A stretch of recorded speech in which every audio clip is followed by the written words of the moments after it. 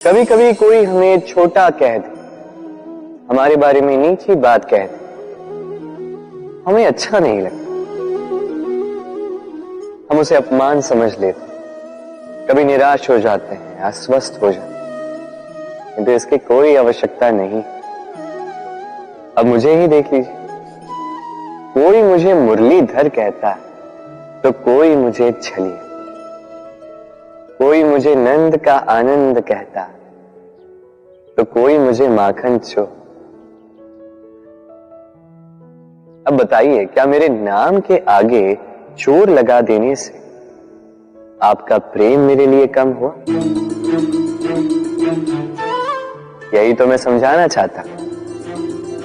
किसी के कुछ कह देने से उस प्रेम को कोई हानि नहीं, क्योंकि आपका प्रेम मेरे प्रति मेरे स्वभाव के कारण, मेरे कर्मों के कारण, मेरे व्यक्तित्व के कारण। इसलिए स्मरण रखिए, जीवन में केवल कर्म पे ध्यान रखिए, ना कि उस नाम पे जो लोगों ने आपको दिया, क्योंकि ये कर्म यही महत्वपूर्ण है, व्यर्थ तो ये नाम है। राधे। छोटे से मनुष्य के इस छोटे से मन में चिंताएं बड़ी बड़ी पाई जाती। माता पिता की चिंता, संतान की चिंता, पत्नी की चिंता, काम की चिंता, भविष्य की चिंता आदि इत्यादि। मनुष्य का ये मन चिंताओं का पिटा रहा है, किंतु धीरे धीरे यही चिंता चिता बनकर व्यक्ति को समाप्त कर देती है। चलिए आपको एक बात स्मरण कराता हूं, बात जो आप पहले से ही जानते हैं। कैसी विचित्र बात है ना। देखिए, आप इस संसार में आने से पूर्व भी ये संसार था, आप इस संसार से जब जाएंगे उसके पश्चात भी संसार रहेगा। अर्थात आपके आने से पूर्व और आपके जाने के पश्चात का समय आपके हाथ में है नहीं। तो आपके हाथ में है क्या? आपके हाथ में है वो समय जिसे आप अभी जी रहे हैं, वो समय जहां आप मुझे सुन रहे हैं, वो समय जहां मैं आपसे बात कर रहा हूं। बस यही आपके हाथ में है। अब इसका आप क्या करेंगे? चिंता करके नष्ट करेंगे? मैं तो यही कहूंगा कि आपको चिंतन करना चाहिए। चिंतन करें कि कैसे इस समय का अधिक से अधिक सदुपयोग किया जा सके, कैसे अधिक से अधिक महान कार्य हम कर सकें, शुभ कर्म कर सकें, कैसे हम सब में आनंद बांट सकें। स्मरण रखिएगा, ये चिंता चिता तक ले जाती है और चिंतन मन को कुंदन बना देता है। राधे राधे। आप इस मकड़ी के जाली को देख रहे हैं। मकड़ी बड़े ही परिश्रम से इसे बनाती है, अपने शरीर के रस से इसे बुनती है। क्या आप इसका उद्देश्य जानते हैं? आखिर मकड़ी इन जालों में नन्ही कीटों को फंसाकर उन्हें अपना भोजन बना लेती है। और क्या आप ये बात जानते हैं कि एक दिन मकड़ी इन्हीं जालों में फंसकर मृत्यु को प्राप्त हो जाती है? बताइए, क्या करते हैं आप इन जालों के साथ? दिखते ही हटा देते हैं इनका अस्तित्व, है ना? दूसरी ओर चिड़िया का घोंसला, चिड़िया भी बड़े परिश्रम से इसे बनाती है, किंतु यदि चिड़िया इसे छोड़कर चली भी जाए, उसके पश्चात भी लोग इसका विनाश नहीं करते। कारण क्या? कारण यह है कि इसका निर्माण जीवन के संचयन के लिए किया गया था, आखेट के लिए नहीं। स्मरण रखिएगा, जीवन में आपका परिश्रम कितना भी अधिक हो, यदि आपका लक्ष्य शुभ ना हो तो आपको भी विनाश पाना ही होगा। तो सृजन करते रहिए और मगन होकर कहिए राधे राधे। मनुष्य भी कितना विचित्र प्राणी, अधिक से अधिक धन अर्जित करने की चेष्टा में अपने शरीर को ही नष्ट करता है। अपनी शक्ति खो देता है, अपना सामर्थ्य खो देता है, और जो धन अर्जित कर भी लिया वो कहां जाता है? उसी शक्ति और उसी सामर्थ्य को पुनः प्राप्त करने। अब कुछ लोग तो जीवन ऐसे जीते हैं जैसे इनका कभी अंत ही नहीं होगा, किंतु अंत सभी का होगा। और जब ये अंत निकट आता है, मनुष्य को आभास होता है कि उसने जीवन जिया ही नहीं। इसका कारण क्या है? लालसा। लालसा जन्म देती है लालच को, लालच जन्म देता है आपके ही विनाश को। इसलिए आज आपके पास जो भी है, जैसा भी है, उसके साथ जीवन जी, पूर्ण रूप से जीवन जी। आपके पास जितना भी धन है, शक्ति है, मान है, उसे सब में बांटना सीखिए। बांटने से प्रेम बढ़ता है और प्रेम से ये जीवन और भी अधिक सुखमय हो जाता है। तो आइए और इसी प्रेम के साथ कहिए राधे राधे राधे। आज तो बड़ी विकट परिस्थिति में फंस चुका हूं। कब से इस दूध को मथे जा रहा हूं, माखन है कि निकलने का नाम ही नहीं ले रहा। हुआ क्या?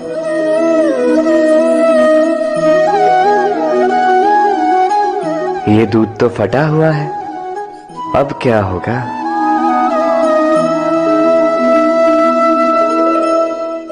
आप सोच रहे होंगे कि कैसे असंभव कार्य करने का प्रयास करता रहता हूं मैं।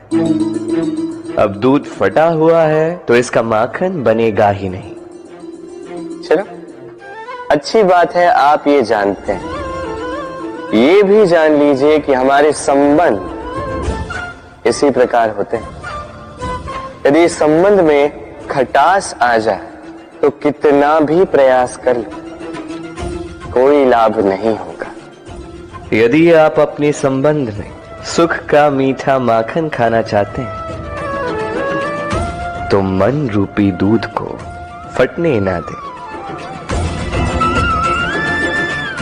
राधे राधे।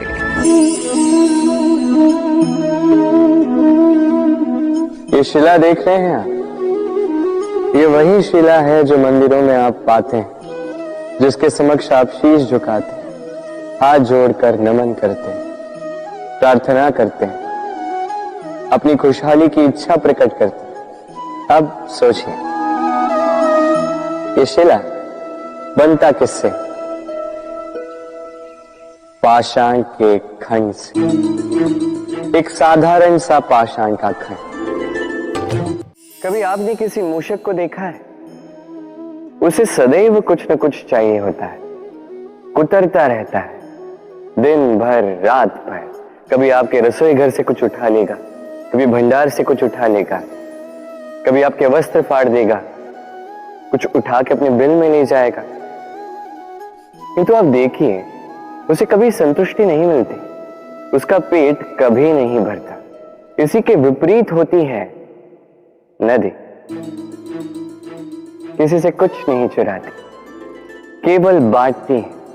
अपने इस जल को इस प्रकृति में बांटती, इस धरा को सींचती जाती है,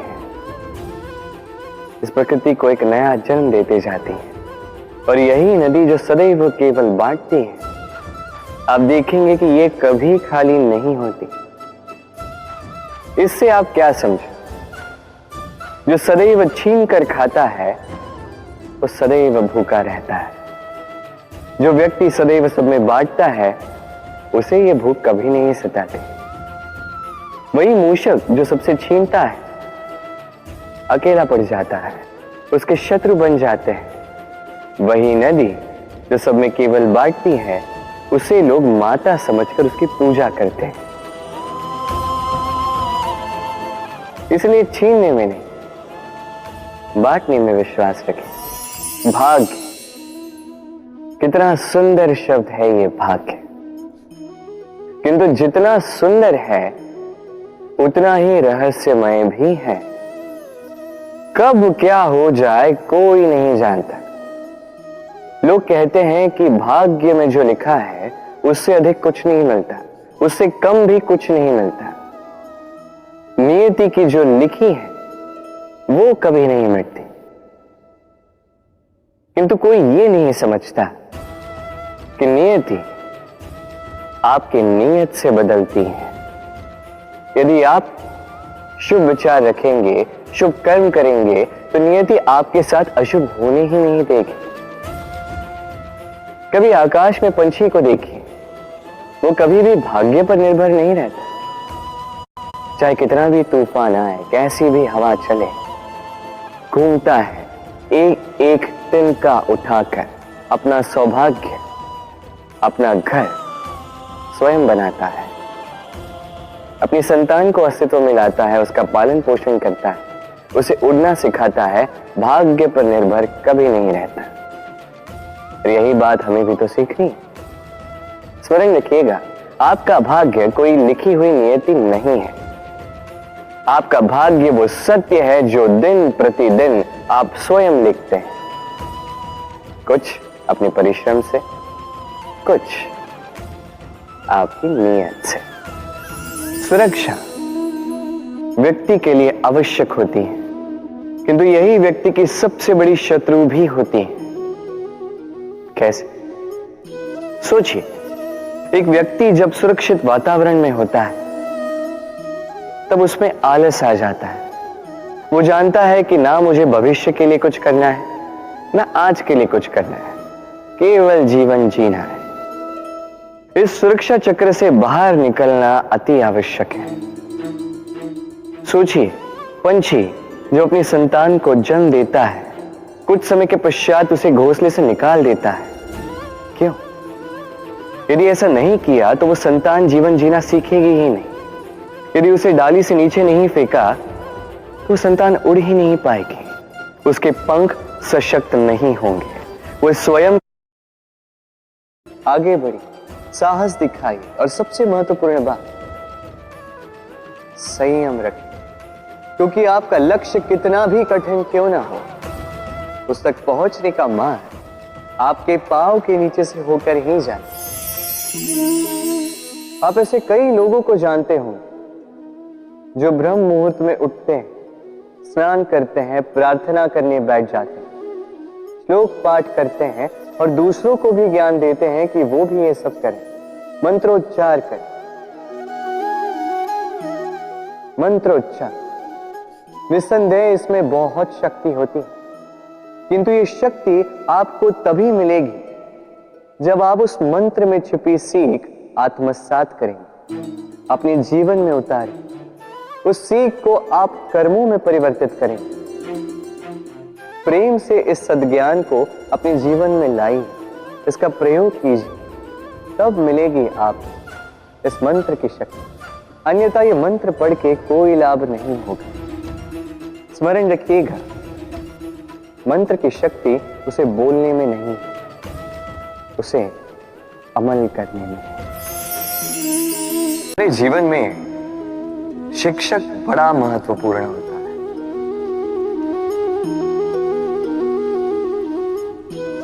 शिक्षक जो हमें जीवन जीने की आवश्यक कला सिखाता है, जीवन जीना सिखाता है, और जाने के पश्चात भी इनाम कैसे रह पाएगा ये बताता है। किंतु यदि कोई ये प्रश्न करे कि हमारे जीवन में सबसे बड़ा, सबसे महत्वपूर्ण शिक्षक कौन है, तो कोई कहेगा मां, क्योंकि इस संसार में मां से अधिक सीख और कौन दे सकता है। कोई कहेगा अध्यापक, क्योंकि अध्यापक ही है जो हमें शस्त्र और शास्त्र सिखाता है। कोई कहेगा मित्र, किंतु इन तीनों में एक समानता है, ये पहले आपको सिखाते हैं और फिर आपकी परीक्षा लेके देखते हैं कि आप क्या सीखे। किंतु वास्तविकता में सबसे महत्वपूर्ण शिक्षक वो है जो इनसे उल्टा करे, जो पहले आपकी परीक्षा ले और बाद में आपको सिखाए। क्या कहो कि परीक्षा देते देते आप स्वयं ही सीख जाएंगे। ये शिक्षक है अनुभव, इसलिए अनुभव और अनुभवी को साथ रखेंगे तो इसमें कितना विचित्र होता है। समय हमारे साथ हो तो हम स्वयं को राजा मान लेते हैं, वही समय यदि विरुद्ध हो जाए तो तो रंग बनने में समय नहीं लगता। इसलिए मनुष्य की एक आदत होती है, बुरे समय के लिए कुछ बचा कर रखता है। संबंधी, मित्र बुरे समय में साथ छोड़ देते हैं। यश, मान बुरे समय में चला जाता है। तो व्यक्ति सोचता है क्यों ना धन संचय कर। धन का तो कोई मन नहीं होता जो समय आने पर बदल जाए। संसार कहता है कि धन का संचयन करते रहो, बुरे समय में काम आएगा ही। मैं कहता हूं शुभ कर्म करते रहो, आनंदित रहो, स्वयं पर और ईश्वर पर विश्वास रखो, बुरा समय कभी आएगा ही नहीं। राधे राधे। प्रकृति ने मनुष्य को एक विशेष शक्ति दी है, अन्य जीवों से अधिक शक्ति दी, स्मरण शक्ति। यही शक्ति मनुष्य को अन्य जीवों से भिन्न बनाती, इतिहास लिखने की प्रेरणा देती, ज्ञान को पीढ़ी दर पीढ़ी आगे भी बढ़ाती। और जो भूल जाते हैं अधिकतर रूप से वो उपहास और दया के पात्र बन जाते हैं। परंतु क्या यही पूर्णतः सत्य है? नहीं। यही स्मरण शक्ति मनुष्य के विकास में सबसे बड़ी बाधा भी बन जाती है, उसके चित्त को दूषित कर देती है। बुरे अनुभव, किसी का दिया गया धोखा, किसी का किया गया कटाक्ष मनुष्य भुला नहीं पाता और फिर लग जाता है प्रतिकार में। पहले समय नष्ट करता है प्रतिकार की तैयारी में, फिर समय नष्ट करता है प्रतिकार का अवसर ढूंढने में। यदि संतोष पाना है, यदि जीवन में आनंद पाना है, तो स्मरण शक्ति का सदुपयोग कीजिए। अपनी स्मरण शक्ति को केंद्रित कीजिए केवल अच्छी बातों और अच्छी यादों की ओर। जीवन में प्रसन्नता आए। राधे राधे। मनुष्य अपने परिवार के लिए क्या कुछ नहीं करता, दिन रात परिश्रम करता है ताकि अपने परिवार की आवश्यकता पूर्ति के लिए धन कमा सके। परंतु क्या केवल धन कमाना पर्याप्त है? आप कहेंगे हां, क्यों नहीं। धन से सब कुछ मिलता है, विद्या मिलती है, घर मिलता है, औषधि मिलती है, क्या कुछ नहीं मिलता। ये सब एक सीमा तक ठीक, किंतु तनिक मन से सोच के देखिए, जब बालक रोगी होता है तो वो उस कड़वी औषधि को क्यों पी लेता? इसलिए क्योंकि उसके पिता ने उस औषधि को धन से खरीदा नहीं, बल्कि इसलिए क्योंकि उसके सामने खड़ा उसका पिता, उसे उन पर विश्वास है कि वो उसे कुछ नहीं होने देंगे। ये विश्वास, ये संस्कार, ये सीख कभी धन से नहीं मिलती। ये मिलती है उस समय से जो माता पिता ने अपने संतान के साथ बिताया। इसलिए जीवन में धन अवश्य कमाई, तो अपने परिवार को भी समय दीजिए, प्रसन्नता मिलेगी। राधे राधे। मुझे बताइए, इस दीवार को तोड़ने का क्या लाभ है?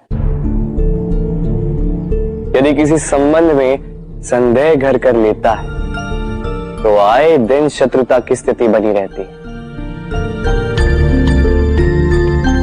कल कोई और कारण बन सकता है इस दीवार के पुनः बनने का।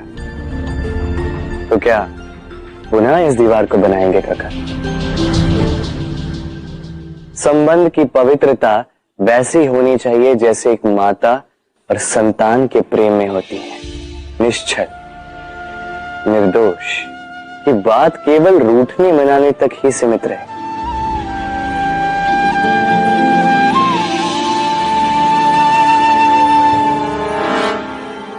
और कोई भी घुसपैठिया आकर भावों को दूषित न कर पाए, ना कोई वस्तु, ना कोई परिस्थिति